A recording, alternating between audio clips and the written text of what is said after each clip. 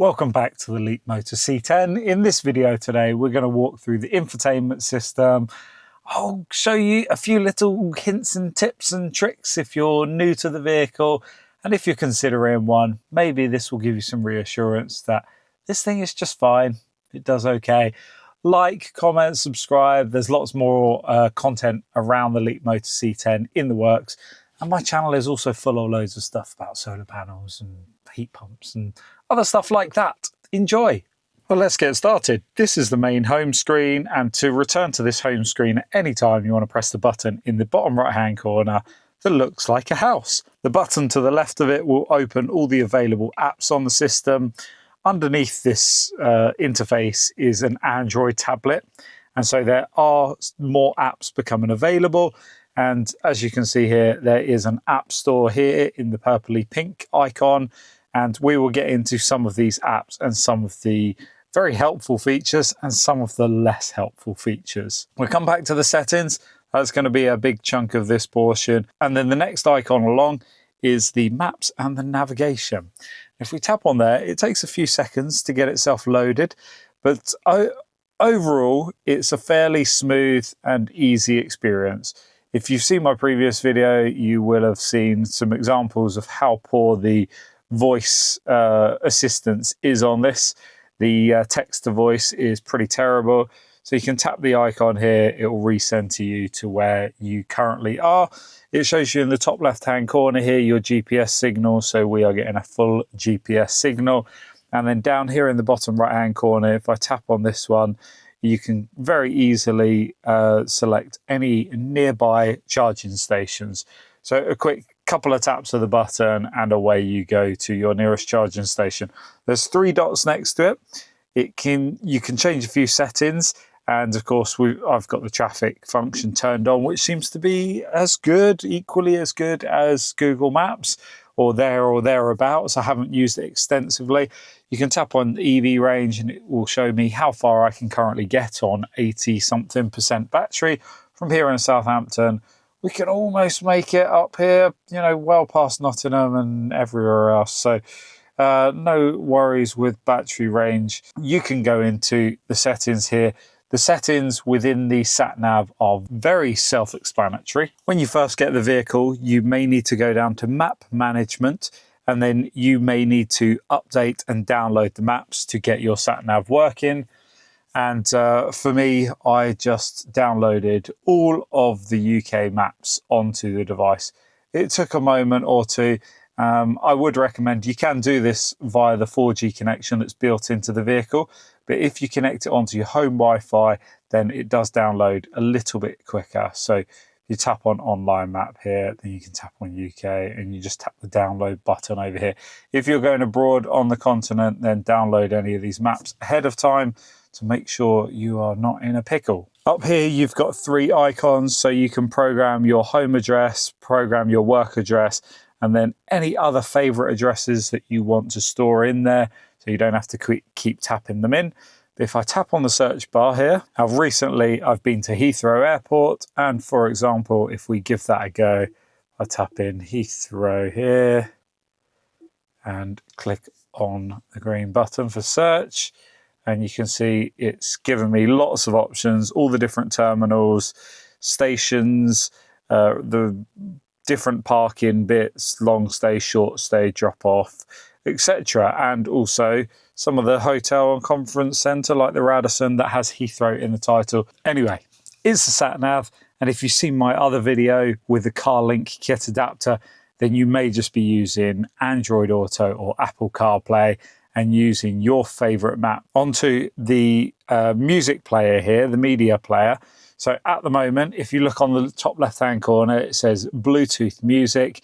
And so I can stream anything from my device at the moment, which is my OnePlus Nord 4. If you click onto local music, to save local music onto that, you have to connect a USB thumb drive, and then you can either play directly from a USB thumb drive, or you can copy albums, music from a USB thumb drive into the inbuilt infotainment system. It doesn't have a lot of storage capacity. As you saw on the navigation part of it, after downloading all of the UK maps, it's got something like 5.5 gigabytes of storage available. So if that is something you want to do, then it is fairly easy to use and easy to navigate. And you can also transfer videos on there as well. So if you wanted a couple of movies to keep the kids entertained while you're charging, that is also possible and not too difficult to do. Next along, we've got the 360-degree camera, which is very self-explanatory. Hit the 3D icon, and you can see, for the sake of this video, I've parked like an absolute idiot because I was trying to get the sun directly behind us so that there's no glare on the screen. And of course, you can just navigate around the vehicle. Yeah, it's very straightforward. Tap off 3D, you get an alloy wheel camera if you're worried about that, and you can get a super wide angle lens for the rear as well, if that's something helpful. If yours doesn't look like mine, showing the actual bodywork of the vehicle, that's because you've got transparent chassis turned on. I turned that off. Okay, let's talk a little bit about the heater. And for the purposes of this video, I've turned it off so that you don't hear a lot of fan noise. It has dual climate control, dual zones, so you've got separate temperatures on both sides. Heated steering wheel is up here. I'm going to pop it on for a second. Apologies if it gets loud. At the moment, that is showing that it is blasting up to the windscreen, and if I pop onto the next one, that will then be coming out of these dash vents, the lower dash vents along here, and you aim it just like Teslas and a lot of other modern cars, and you can aim these individual vents up and down, left and right. And then, of course, if you want it down on your feet, and you can have a combination of on your feet and in your face. And then right here, it gives you lots of different opportunities of however you like it. You can have an air sweep, a free air, direct, indirect, and then you can customize that for either side. So have a little play, see what your preference is. As with these kind of things, the heating system in a vehicle seems a very, very individual thing that people have preferences on. So the sync mode here is that if you have it on sync mode, then as you change the temperature on the main bar, it will change it on both sides. And if you click, if I go back and turn the sync off, then this will only change it for the driver's side. And then the passenger side will need to adjust accordingly. So other things to be mindful of course, heated rear screen, heated windscreen, and here we've got automatic, we've got recirculation, and we're bringing the fresh air in there. And we've got eco or fast cooling. Fast cooling is an absolute beast, but I'm sure that will come into its own during the summer months. And then, yeah, here up at the top, you've got heating, you've got cooling, you've got ventilation, and you've got automatic natural air. So let's just pop that back off. Oh, I didn't mention fan speed. Fan speed here in the middle. I hope you can still hear me okay. This Leapmotor C10 has quite a stout fan motor here. Even on setting 1, it seems to move quite a lot of airflow. Okay, I'm going to turn that off. And as you can see along the bar here, the next 4 icons are all shortcuts for the heating system, so that you can just jump in easily to these different functions. Max, auto for clearing the windscreen, and the back one as well. And we've turned this back on again, turn it off. Right, the next one is seats. So we've got the position of the passenger seat. Well, by default it's on the passenger, but driver's seat as well. So yes, you've got the adjuster buttons on the actual seat, which I find a lot more convenient than messing around with an infotainment screen. but the settings are there. And of course, if you do need to move the passenger seat, you can do it here. You can also set in the infotainment system, so there's an overhead programmable button next to the panoramic roof shade, and you can set that button so that you can move the passenger seat forward and backwards very easily. So if I go back into here for a second, if you look on the comfort page, so by default, normally if you click on the seat button, it will open up the comfort setting. And in here is where we have our heated seats and our ventilated seats. And so you can, the easiest way I find it is to tap these lower buttons, and you can see here the one on the furthest side is the passenger side, and the one closest to the kind of the front of the screen is the driver's side. It looks a little bit confusing the way that they've orientated those seats, but if you're using the buttons down the bottom, then you can't go wrong. And it has 3 stages of heating, and ventilation also has 3 stages of cooling, and it seems to do quite a good job. The perforated seats, you can feel the air blowing. And on the settings here, we've got activated the driver welcome, so the seat provides like an easy access. Basically, as you open the door, the seat moves back to make it easier for you to exit and enter the vehicle. Auto heating, so when the temperature is low and the passengers are present in the vehicle, the seat heating will automatically turn on and adjust intelligently. You can have a similar setting for the heated steering wheel. And the last setting is the auto ventilation, so it does the opposite of the auto heating.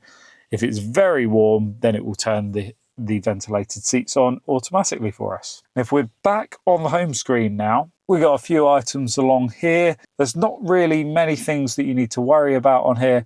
This one, for example, turns the wireless charging pad on and off. That's one thing that you do need to perhaps use from time to time. The lock and unlock button, I don't find it that useful because there's a button on the steering wheel that does that anyway. In here, where there's a little notification icon, if an over-the-air update becomes available, then you will see a notification here. And of course, to get into your Bluetooth settings and pair devices, etc., then you can just tap on the Bluetooth logo here. And if you want to connect to your home Wi-Fi, then you can tap on the 4G button, and then it will allow you to try and connect to a Wi-Fi. Now, if we click on the top right-hand icon, we can get into the preferences, and you can add different individuals. So we could add preference to, and then with this function, we can set up all the various settings and allocate it to one of the 2 drivers if you're sharing the vehicle with a partner, for example. So further to the bottom, again, we've got 4 icons along here: quick shortcut to the phone, to the owner's manual for the vehicle. You've probably got a paper one that came with it, but if you want to peruse it on the screen, you can do that by hitting the blue one. The orange one here is a series of modes that can be accessed in various different ways. But yes, you can see camp mode, demo mode, guard mode, cleaning mode, and the vehicle off power supply mode, which we normally refer to as vehicle to load. And the last button here is automations. So you can set up many automations and various scenarios. If this seat is occupied, if that window is open, if this, if that, and you can set up based on power level, temperature, occupants, etc., and get it to do various things. Maybe worth a play for you. So then here we've got a little shortcut. It says since last charge, 8.2 miles, 4.5 miles per kilowatt hour. And if we tap on that, then you can see that our average trip, 3.8 miles per kilowatt hour. And up here we've got the tyre pressures and the tyre temperatures. It's a shame that we don't get the tyre pressure in PSI, but KPA, I guess it's more accurate than PSI, if nothing else. Shows us when the next service is due. Okay, so what have we covered? We covered navigation, we covered the 360 surround view, drive-in recorder. So it's like a dash cam, and for us, I have a 32 gigabyte USB stick in there. I'll pop a link in the description for the one that I've purchased that I know definitely works with no extra formatting or messing around. And it's just set on a loop in video mode, so that when that stick fills up, it will then start re-recording over the old footage, for example. If we tap on here, you can see it's showing full 360-degree camera footage of our journey, and it's clear enough. It doesn't show you very clearly on this screen, but if you then take the USB thumb drive, pop it into a computer, you can see all of these registration numbers very clearly, very easily. So vehicle status, we've already covered that. Phone, local media, we've covered that. Spotify is just Spotify app. Been listening to some Bill Withers. We've got a radio function, a nap function, drizzling, bamboo forest, clear spring, crickets, and ocean waves. We can set a little timer for ourselves to have a little nap. It will let us have 2 hours, I think it is. Is that the maximum? Yeah, we can have a 2-hour nap. Or, I don't know who in their right mind only has a 5-minute nap. Oh, no, thank you. Right. Oh, how do I... scenarios, yeah, we've covered that. Automate routines, covered that. The App Store, I've briefly show you that. User guide, wallpapers. Wallpapers, you can go in and select, and you can get these live wallpapers that have some movement. And then you can just cycle between the home screen just by swiping.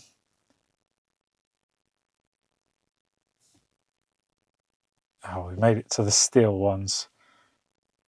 And we go past to the live ones. QD link, I've shown you this in another video. You can connect to your phone directly. It does Android screen mirroring. I believe it does the same for Apple devices as well.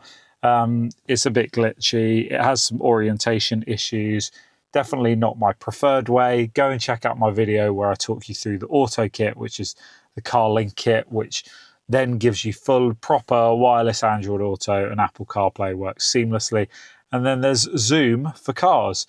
And allegedly, you can use the eye tracking cameras over here to connect into Zoom. I haven't been able to get that to work, but you can join a Zoom call with your voice anyway. You can hear people clearly, they can hear you clearly. Now let's pop into these settings, and there are a lot of them. So it starts us off in the lighting function, okay? And we can turn fog lights on and off, and you can do it by tapping on them here, and then that will turn them on and off. The headlights have to be on for the rear fog light. And then auto high beam as well. You can pop that on. On the intelligent lighting button, you can then change the light delay for when you lock the vehicle. You can turn that on and off. And then the things that they call lighting effect is, for example, if I open one of the right-hand doors, it will put on the right-hand indicator to let approaching vehicles, cyclists, etc. know that I'm about to exit the door on the right-hand side. So it's given a little bit of a warning. I think that's quite a smart little function. Interior lights, you can control the rear reading lights. They can, of course, control it in the back by themselves as well. The automatic reading lights just means that when you open the door, it's like a courtesy light at night, and it illuminates the back quite nicely. Ambient lights, you can change the brightness of them, and you can change all of the colors. And on the multicolor flashing music rhythm effects is what my kids like. You play a song and you're getting almost disco lights all around the car, all across the dash, all across the doors, in time with the music. Have a play around, see what you like. You might actually just like it off, or you might just like it on automatic mode. Either way, lots of options to satisfy everyone, I think. Now, these are some of the functions that are possibly not that useful. Window adjustment. I mean, we've got window switches on the door. It's much easier than going through an infotainment screen. But you can set window locks. You can also set the position when the vehicle's locked so that it automatically closes all of the windows. And you could do the same for both sides. Tap on mirror, And in here, now you can see that the left-hand mirror is controlled by the left-hand switches on the steering wheel, same for the right hand. The auto tilt for reversing, if you like that, you can turn that on. If you don't like that, then yeah, don't worry about it. And then you also have heating and folding, and so you can manually do that. It can also be set to do those things automatically, as you can see down here. So the automatic mirror heating works in the rain, and the exterior mirrors fold when locking and unlocking, etc. Basic things. This is the overhead switch by the sunblind here that I said you can customize and set to your preference. And so for me, I just have that for the passenger seat, bringing it forward and backwards to help anyone unfamiliar with the car. And then you can open and close the tailgate, and you can set the tailgate height. I've got mine set to 100% because I don't want to hit my head on it. Now, if we tap on the charging screen, we can set up the schedule. You can set charge timers. My charging is controlled by Octopus Intelligent Go. I get the cheapest rate that way. I've done lots of videos about that in the past. So by default, it's set to a charge limit of 90%. I change this in the app. So if I'm going on a long trip, I just bump that up to 100% in the app. And you can see at the moment, I'm at 86%. Down here, we've got standard range and dynamic range. Standard range is according to the WLTP cycle, and dynamic range is according to your recent driving. Now, the difference on the display here that you can't quite see on this screen, but over here in front of the driver, on standard range 224 miles and dynamic range 219 miles. But it's good that it gives you the option on that. And again, we've got more vehicle to load. Okay, driving. Now, this is a big one for people. I love one pedal mode, so I have that activated. I just drive it in eco mode. If you click on comparison, this is why I like it. It's just smooth acceleration, strong regen braking, comfort steering mode, and then eco, which gives you a little bit more range. I've tried the other modes. They're okay, but I think my day-to-day normal driving, eco suits me with the one pedal mode turned on. And of course, comfortable stop is a must when you've got one pedal driving on.